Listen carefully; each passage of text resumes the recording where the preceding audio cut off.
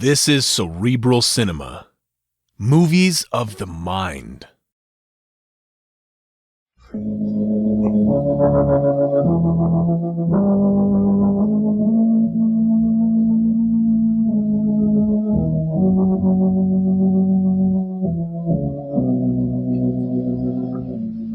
knows what evil lurks in the hearts of men? The shadow knows.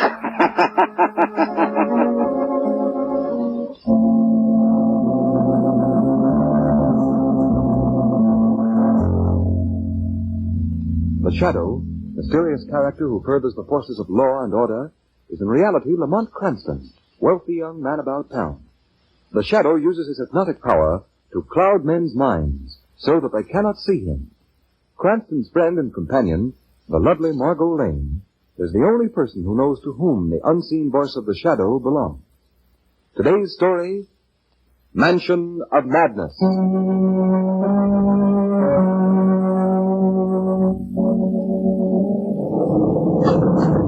Hello in there. Hello? Is anybody home? Well, you didn't expect it would be, did you, Lamont? We did think we saw a light as we came up the road, Margot. Well, then try again. What in the world is a medieval castle doing in this country, Lamont? Oh, you know how castles get around. No, guess it's useless, Margot. No one seems to... Well, at last. Come on, Margot. Ooh.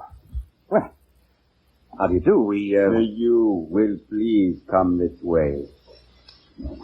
Thank you. Come on, Margot. Lamont, do you see what I hope I don't see? Quiet, Margot. I hope you'll pardon our intruding on you here. We're stalled down the road. You will please be seated. Yes. Yes, thank you. As I started to say, we were stalled down the road. I will strike a light. Thank you. Our car was... Now I will call the master. Thank you. Margot, would you be interested in hearing how we were stalled down the road? Please be seated. Nice, pleasant little man, wasn't he? Did you see his face? I saw half of it. It's all he has. One side is as flat as a coin. No eye, no ear. Yes, I saw it plainly enough, Lamont. Look at this room. Those old tallow flambeaux on the walls. Everything seems so musty and old. Oh, Lamont, let's get out of here, can we? I don't like this. Careful, Margot. Someone's coming. Look, Margot. Good evening. My man tells me you've had trouble with your car. Yes, we're stuck in the mud up the road a bit. I know this is an awfully late hour. Oh, no, apologies, please. It isn't often that visitors come to Belhausen, even by accident. Permit me to introduce myself. I am Caldus Madisol, uncle of Millicent Cantleford, present mistress of Belhausen Castle. On her behalf and on my own, I welcome you. Thank you. Monticello, Miss Margot Lane. Charmed, Miss Lane. How do you do? Mr. Cranston, Mr. Monticello. How do you do, sir? Delighted, Mr. Cranston. May I ask in what way I can serve you? Well, I'd like very much to use your telephone. I want to call a garage. Telephone? We have no such thing here. No telephone? Nothing new has been put into this castle since it was built in 1640. Nearly 300 years ago. 300 years ago? That's correct. Belhausen was built by Sir Austin Chancelford in the early 16th century.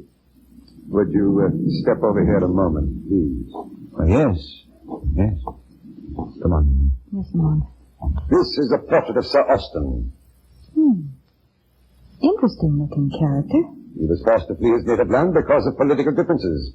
He built this castle in the hope that he could create in this new land a replica of his ancestral estates. And, did he find happiness? Come here to this window. Do you see that tower? It's a bit difficult, surrounded by mist as it is. Right. I don't quite... Oh, yes, I see it. Sir Austin was found hanging by a rope from its rafters. Suicide. Oh, horrible. There's a superstition that has clung to Belhausen ever since. A superstition? About Sir Austin's death? There are those who claim that the tragedies of Belhausen recur just as they happened originally, right down to the present day.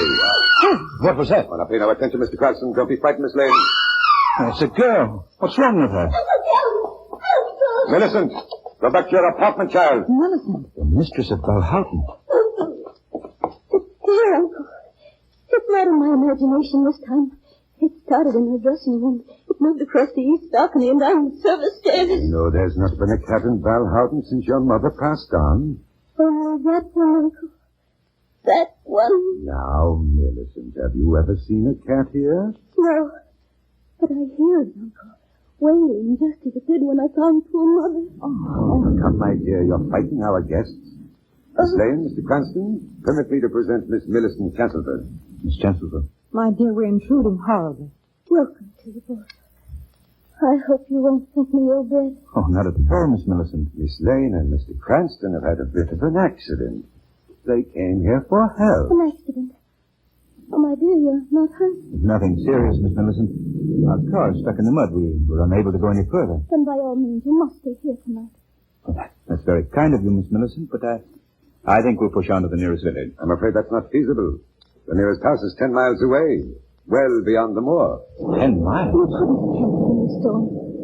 That's the only one way out. You must permit us to offer the hospitality of Valhoughton. Why, that's very kind of you, but I think... You're most welcome. I'll have my man prepare rooms for you. And it's very late, Millicent. You must be off to bed. Yes, Uncle Caldus. I'm not afraid now that I know there are others in the castle. Good night, Miss Lane. Good night, Mr. Cranston. Good night, Miss Millicent. Good night. I believe I owe you both an explanation. You see, the child had a frightful shock several years ago. Shock? Yes. Her mother was paralyzed during the latter years of her life. Being quite eccentric, she lived here alone, unattended. Millicent was at school in Europe. For many months, Millicent received no answer to her letters. So she came back to Valhoughton and found her mother's skeleton in this room. Oh. Seated in a wheelchair, her only companion beside her, a cat. Well, that explains this, the cat thing. Oh, it explains many things, Mr. Cranston. The voices she hears, the departed Chancelford who, in her distorted imagination, returned to Valhoughton. Oh, the poor girl. Oh, I'm sure this all must be very trying to you both. I'll hurry Cebu along with your rooms. Make yourselves comfortable. I'll be back directly. Yes, thank you.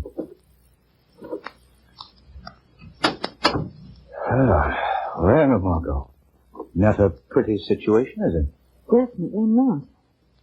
What can we do, Lamont? I'm not sure, Margot, but I'd like to stay. In fact, I must stay. Why? Well, Margot, it seems that many invisibles walk the halls of Valhoughton. Tonight, there will be one other. The Shadow.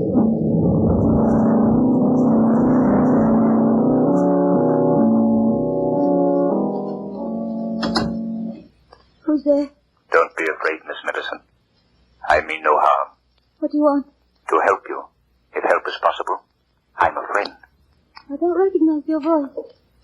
You say you're a friend. What's your name? I have no name, really. I'm called the Shadow. Shadow. I don't understand. Are you one of the visions? No, not one of the visions. Please let me explain. I'm a living, breathing mortal just like you. But I possess a hypnotic power through which I can create a mental mist that makes me invisible. Then you're not one of them. Them?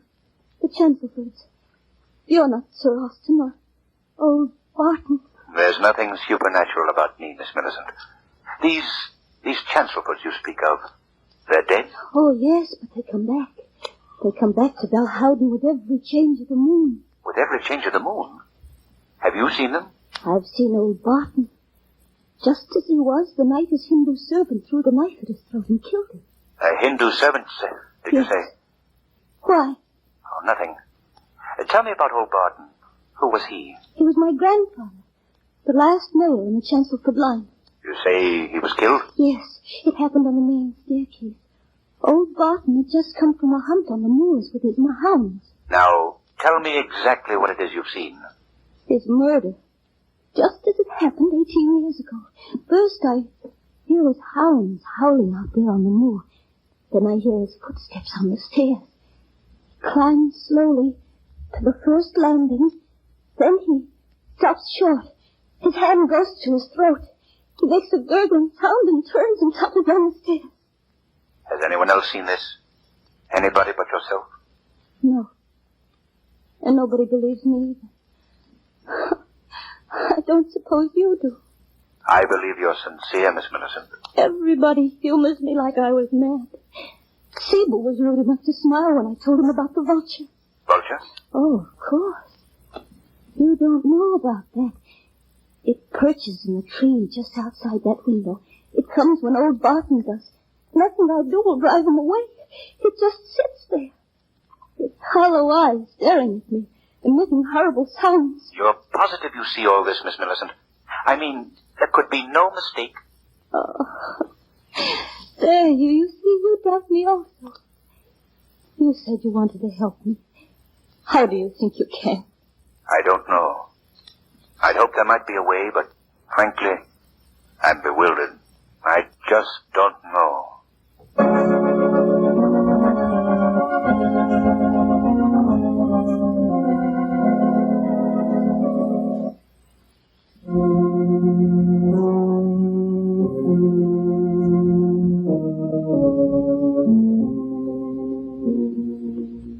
Lamont, will you please explain to me why we've been called to court? I've told you, Margot. Mr. Montesol has asked us to testify to what we saw and heard that night at Balhowden Castle. But why have we been waiting here all this time? Why can't we just go in and tell what we saw and get out of here? Because the court isn't in session. They've declared a recess. Recess? Oh, ridiculous. Schoolboy stuff. I'll bet you that if women were running these places, things would happen a lot faster than they do now. Now, wait a minute. I seem to recall a few shopping trips with you, my dear. Oh, well, that's different. And the people that hang around here. Look at them. Pure criminal types, every one of them. Who, for instance? Well, that man who just came out of that room, for instance. That man there? Yes. Darling, that's the judge. Oh. The court is reconvening. Let's go inside.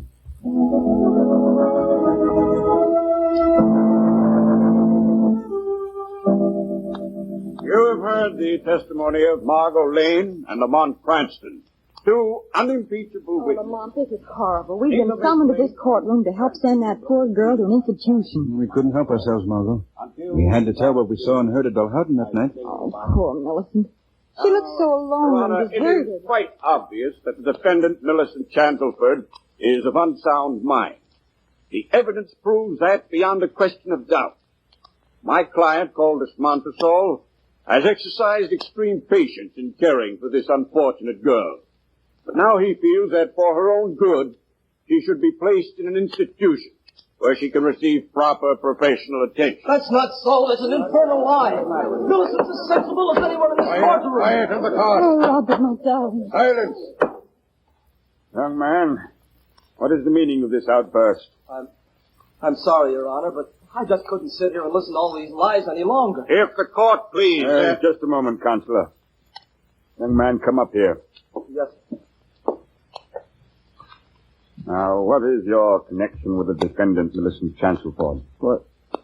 She's the girl I love. The girl I hope to marry.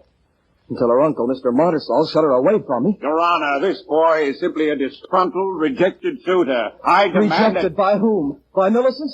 All right, I'll show you how much of a rejected suitor I am. Millicent, tell him you love me. I do, Robert. I love you with all my heart. There, you see, Judge? Your Honor, I object to this display. Judge, let me take Millicent away. Let me marry her and give her the protection and affection she deserves. Young man, I wish the problem before the court could be settled that easily. If it pleases the court, I would like to proceed with argument on the motion to put this girl in an institution. It pleases the court to recess 10 minutes. Perhaps we can resume in a more sedate atmosphere. Everyone will stand up as the judge gives the call. Margot, I have an idea. And I think it can be executed by the shadow.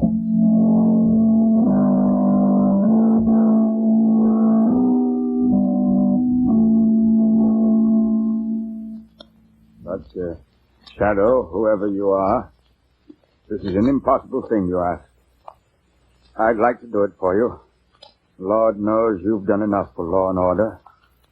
But I've got to hand down a decision. Sign the girl's commitment papers today. Give me 2 days' time, Your Honor. Just 2 days postponement. But I just can't grant postponement on nothing. Your Honor, you've got to give me some time to accomplish my job. Well, Please, Your Honor. I'll tell you what I'll do. Yes? I'm probably a sentimental old fool, but I'll give you 24 hours. If you're not back with something definite in that time, I'll have to commit the girl. 24 hours. That's all. Perhaps it'll be sufficient. There's a change in the moon tonight. Change in the moon? What in blazes has that to do with the case? Maybe nothing, Your Honor. Maybe everything.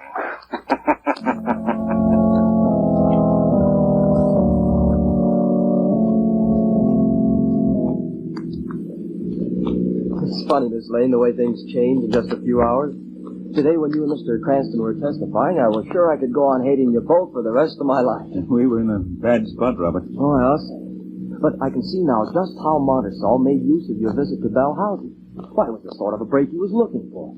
Two prominent people like you to bear out his contention that Millicent was mad. Nice fellow, that Montersall. He'd make a nice trophy for a hunting room. You're incorrigible. Say, we're getting near Belle Houghton. Don't you think we'd better go over what we're expected to do, Mr. Cranston? There's not much to it, Robert. You and Miss Lane will wait in the car. I'll get into the castle somehow. Then I'll open the side door under Millicent's apartment for you and Miss Lane. But we must move quickly before Montersall notices us. Sounds simple the way you tell it, but how are you ever going to do it? I'll let you in on a little secret, Robert.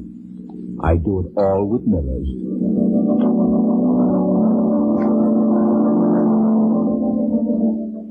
Believe it, Robert. However did you manage to get in here without Uncle Calder's catching you? Now, don't give me the credit, Millicent. Mr. Cranston did it. I don't know how, but he turned the trick. Well, Mr. Cranston, the important thing is you and Miss Lane are here. And you've brought my darling. That's all that counts. Oh, Robert. Darling, I don't know what we're going to do, but... What was that? Listen. Yes. It's here. It's starting again. Now, don't be frightened, darling. You won't face it alone tonight. There's a change in the moon. We'll all be here. Soon old Barton will be coming across the moors with his hounds. The cat is right here in the castle. Oh, yes. It's in Mother's apartment off the east balcony. Mr. Cranston, look. Look. What is it, Robert? There in the tree outside the window. It's the vulture. Vulture? This is right close to the window. He's almost within reaching us. Robert, let me have that letter opener. There on the desk. All right, I'll get it for you. What are you going to do, Lamont? I'm going to try my hand at the gentle art of knife throwing. Here you are, Mr. Cranston. That's all to do. It's sharp and heavy. Yes, fine, Robert. All right. There. Step back, Margot. Come over here, Millicent. All right, Mr. Cranston, let her go. Oh, a bullseye. You stuck it right in his breast. Yes. Still he sits and squawks. Interesting. Very interesting. I could have told you. You can't get rid of him. There's nothing you can do. He always waits for old Barton's death. Close the window, Robert. Shut him out. No, wait.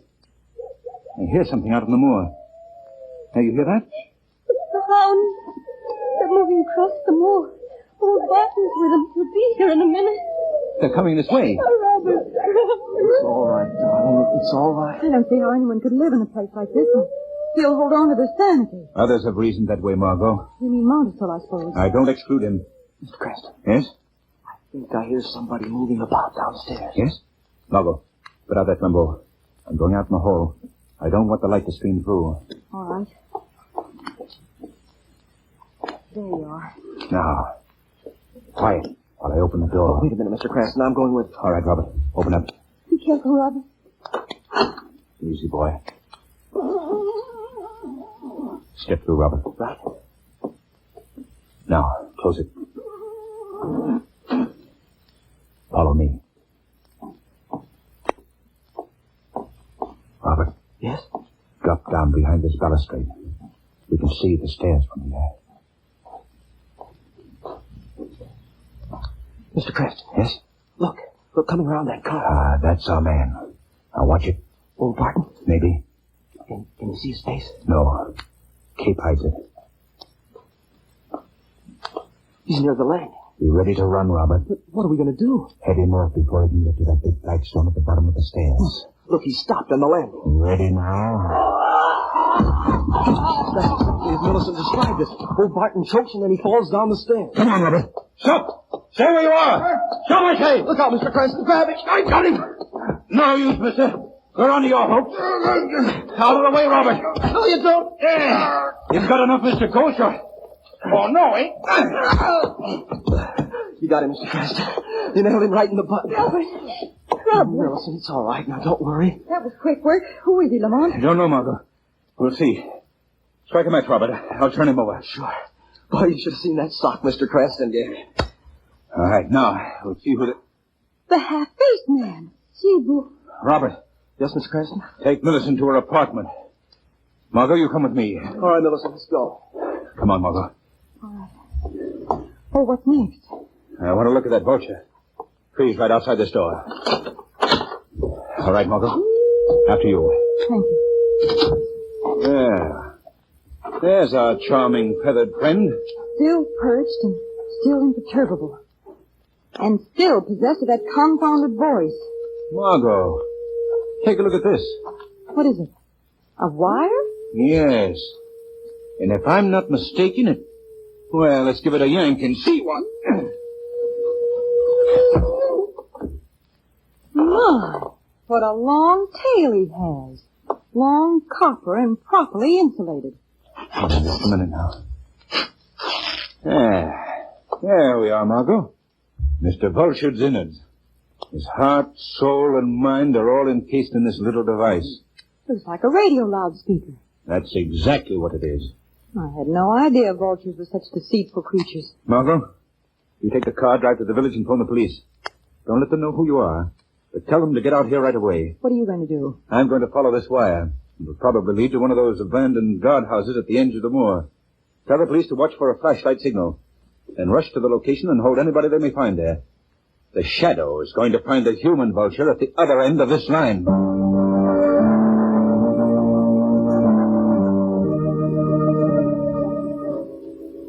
All right, Stevenson. The vulture once more. Longer this time. Let's see Boo's signal to take it down and bring it in. Okay, Monteso. Here goes. Fine. We can disconnect that microphone now. Don't you want me to do the hounds again? Yes, of course. Make it sound as if they're coming back across the moor. Go ahead, the speaker's open.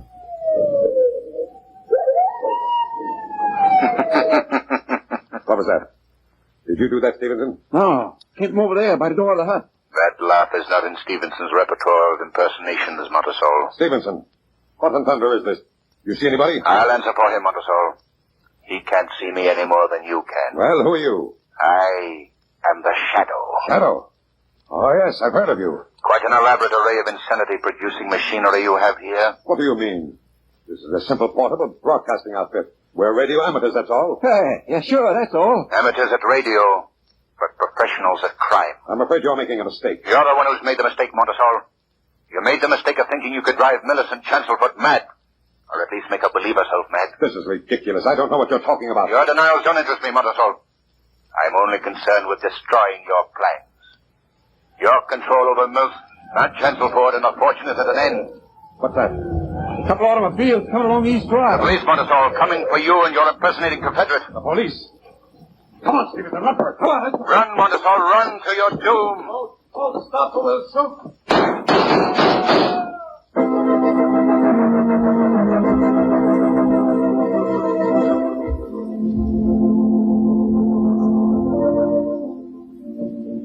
Well, the old castle looks a lot different than it did the first time we came here, eh, Margot?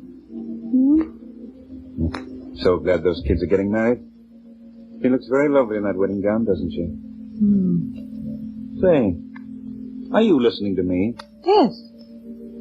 Yes, I was just thinking. What about? What would happen if you were ever married? Oh, Margot. Oh, don't be alarmed, Lamont. This is pure supposition. I was just thinking of you walking up the aisle just as Robert is now. Yes? Ready to take the sacred vows that would endure for the rest of your life. Yes, Margot. And then all of a sudden, somebody would shoot the best man, the minister would fall down poisoned, and the bridesmaid would be stabbed, and you'd be off again on another case that would bust up the whole darn thing.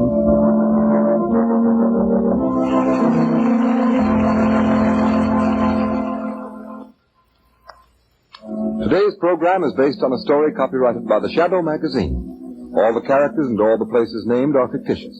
Any similarity to persons living or dead is purely coincidental. The Shadow magazine is on sale at your local newsstand.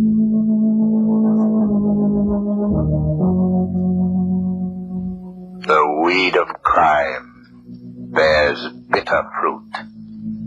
Crime does not pay. The shadow knows.